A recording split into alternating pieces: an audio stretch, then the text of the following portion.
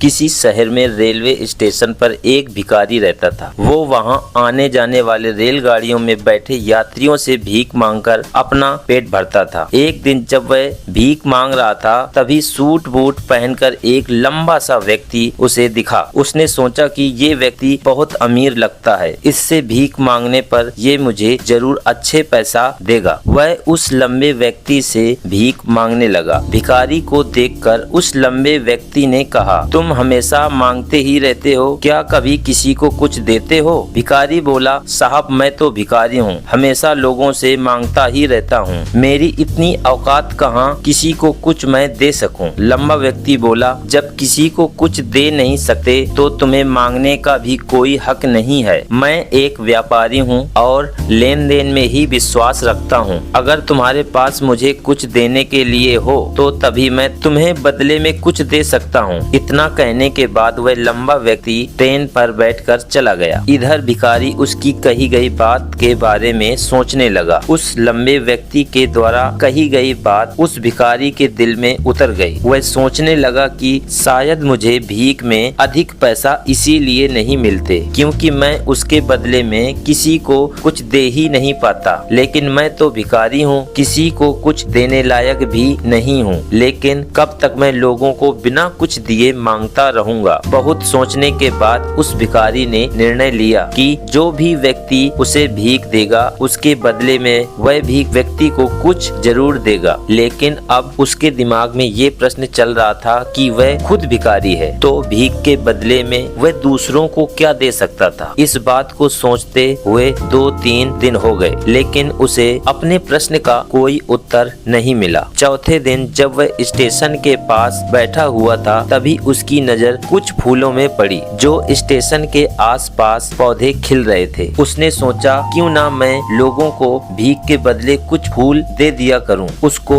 अपना ये विचार बहुत अच्छा लगा और उसने वहां से कुछ फूल तोड़ लिए। अब वह ट्रेन में भीख मांगने पहुंचा। अब जब भी कोई उसे भीख देता तो उसके बदले में वह भीख देने वाले को कुछ फूल दे देता। उन फूलों को लोग लेकर अपने पास रख लेते। अब भिखारी रोज फूल तोड़ता और भीख के बदले में उन फूलों को लोगों में बांट देता। कुछ ही दिनों में उसने महसूस किया कि अब उसे बहुत अधिक लोग भीख देने लगे हैं। वह स्टेशन के पास के सभी फूलों को तोड़ लाता था। जब तक उसके पास फूल रहते थे तब तक उसे लोग बहुत भीख देते थे। लेकिन जब फूल बंटते बांटते खत्म हो जाते तो उसे भीख नहीं मिलती। अब रोज ऐसा ही चलता रहा। एक दिन जब वह भीख मांग रहा था उसने देखा कि वही लंबा व्यक्ति ट्रेन में बैठा है जिसकी वजह से उसे भीख की वजह फूल की प्रेरणा मिली थी। वह तुरंत उस व्यक्ति के पास पहुंच गया और भीख मांगते हुए बोला,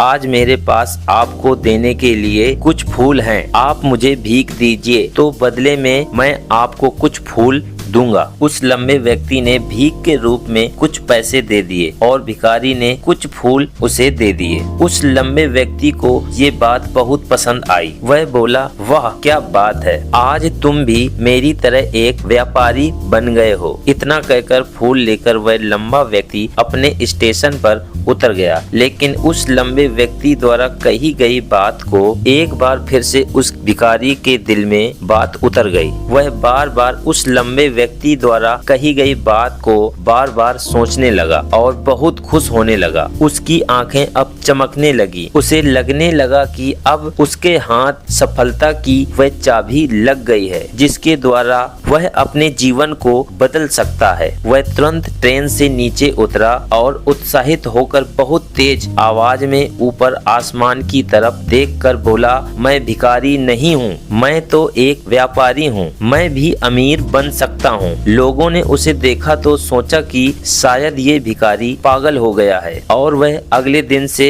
उस स्टेशन पर फिर वो कभी नहीं दिखा। लेकिन 6 महीने बाद इसी स्टेशन पर 2 व्यक्ति सूट बूट पहने हुए यात्रा कर रहे थे। दोनों ने एक दूसरे को देखा तो उनमें से एक ने दूसरे से हाथ मिलाया और कहा, क्या आपने मुझे पहचाना? दूसरा व्यक्ति बोला कि नहीं, क्योंकि मेरे हिसाब से हम पहली बार मिल रहे हैं। पहला व्यक्ति बोला, नहीं, आप याद कीजिए लिए हम पहली बार नहीं बल्कि तीसरी बार मिल रहे हैं। दूसरा व्यक्ति बोला, मुझे याद नहीं, वैसे हम पहले 2 बार कहाँ मिले थे। अब पहला व्यक्ति मुस्कुराया और बोला, हम पहले भी 2 बार इसी ट्रेन में मिले थे। मैं वही भिखारी हूँ जिसको आपने पहली मुलाकात में बताया कि जीवन में क्या करना चाहिए और दूसरी मुलाकात में बताया कि वास्तव में मैं कौन हूँ। दूसरा व्यक्ति मुस्कुराया और अचंभित होते हुए बोला, वाह, याद आया, तुम वही भिखारी हो जिसे मैंने एक बार भीख देने से मना कर दिया था और दूसरी बार मैंने तुमसे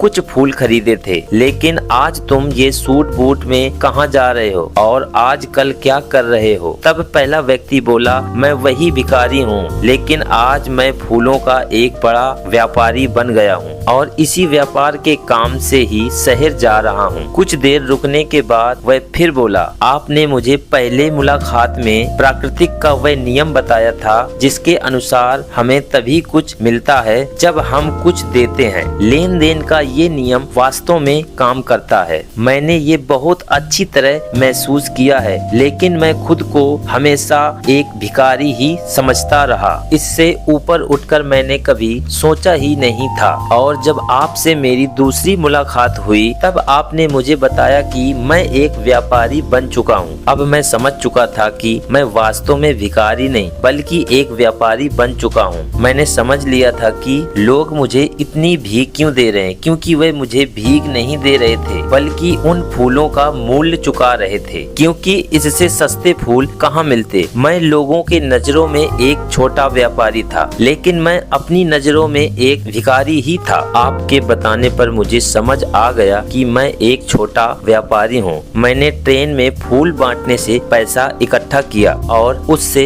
बहुत सारे फूल खरीदे और मैं फूलों का व्यापारी बन गया। यहाँ के लोगों को फूल बहुत पसंद है और उनकी इसी पसंद ने मुझे आज फूलों का एक बड़ा व्यापारी बना दिया। दोनों व्यापारी अब खुश थे और स्टेशन आने पर साथ उतरे और अपने अपने व्यापार की बात करते हुए आगे बढ़ गए। दोस्तों, इस कहानी से हमें बहुत कुछ सीखने को मिलता है। कहानी में लंबा व्यापारी गिव और टेक के नियम को बहुत अच्छी तरह से जानता था। दुनिया के सभी व्यापारी इस नियम का प्रयोग कर सफल हुए हैं। इस फार्मूले को उस भिखारी को भी बताया। भिखारी ने इस प्राकृतिक नियम को अपना लिया और इसका असर उसके जीवन में साफ दिखाई देने लगा। उसने अपनी सोच बदली और उसकी जिंदगी बदल गई। ये हमें बताती है कि हम यदि अपनी सोच बदल लें तो कुछ भी हासिल किया जा सकता है। यदि हम खुद को छोटा समझते रहेंगे तो हम हमेशा छोटे ही बने रहेंगे। बड़ा बनने के लिए हमें अपनी सोच को बदलना होगा और खुद के बारे में बड़ा सोचना होगा। कहानी का सार ये है कि सफलता आपकी सोच में ही छिपी होती है। खुद का आत्मसम्मान जगाइए और अपनी सोच को बड़ा बनाइए और देखिए कैसे आप सफलता के शिखर तक पहुँचते हैं।